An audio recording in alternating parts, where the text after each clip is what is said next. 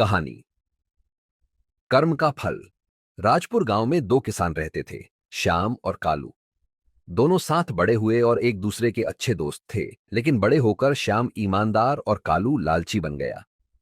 जब कालू ने श्याम की पूरी फसल चुरा ली, तब भगवान ने ऐसा इंसाफ किया कि आज भी गांव वाले कहते हैं, कर्म करो, फल की चिंता मत करो। राजपुर गांव में सुबह का समय। गांव के बाहर खेतों में हल्की धूप फैली थी। पक्षियों की चहचहाहट और ठंडी हवा के बीच कालू नाम का लालची किसान चुपचाप श्याम के खेत में दाखिल हो रहा था। वो चारों ओर नजरें घुमा रहा था कि कोई उसे देख न ले, और बोरी में अनाज भर रहा था। कालू धीरे धीरे बड़बड़ाता है, हर बार मेहनत करने से अच्छा है दूसरों की मेहनत का फल उठा लूं। श्याम तो भोला भाला किसान है, पता भी नहीं चलेगा। बेवकूफ श्याम। यह कहकर हंसने लगता है। वो जैसे ही अनाज लेकर निकलने को तैयार होता है, तभी पीछे से आवाज आती है, अरे कालू भैया, ये आप मेरे खेत में क्या कर रहे हो? अरे ये कहां से आ गया? मुझे बोरी छिपानी होगी। वह चौंक कर पीछे मुड़ता है और बोरी को झट से पीछे छिपा लेता है। अरे अरे श्याम, मैं तो तुम्हारी फसल देख रहा था, बहुत अच्छी हुई है इस बार। श्याम उसकी आंखों में देखता है, फिर बोरी की ओर। अरे कालू भैया, एक बात बताओ, ये बोरी में मेरा अनाज है क्या? कुछ पल के लिए सन्नाटा छा जाता है। कालू को पसीना आने लगता है। श्याम कुछ नहीं कहता, वह बस चुपचाप लौट जाता है। समय बीतता है। कुछ महीनों बाद वही कालू अब अपने घर के बिस्तर पर पड़ा है। वह तेज बुखार से तप रहा था। उसकी पत्नी परेशान होकर बार बार पंखा झल रही थी। हाय राम, ये अचानक क्या हो गया मेरे पति को? कोई डॉक्टर को बुलाओ। पैसे तो है नहीं, सारा धन तो जुए में गंवा दिया। अब भगवान ही मालिक है। तभी दरवाजा धीरे से खुलता है। अंदर श्याम आता है, हाथ में दवाइयां और कुछ पैसे।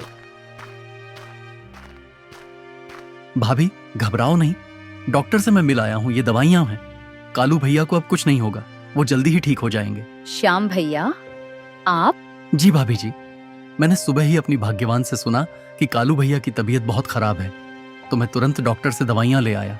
श्याम भैया, मैं आपका कैसे धन्यवाद करूं? आपका बहुत बहुत शुक्रिया।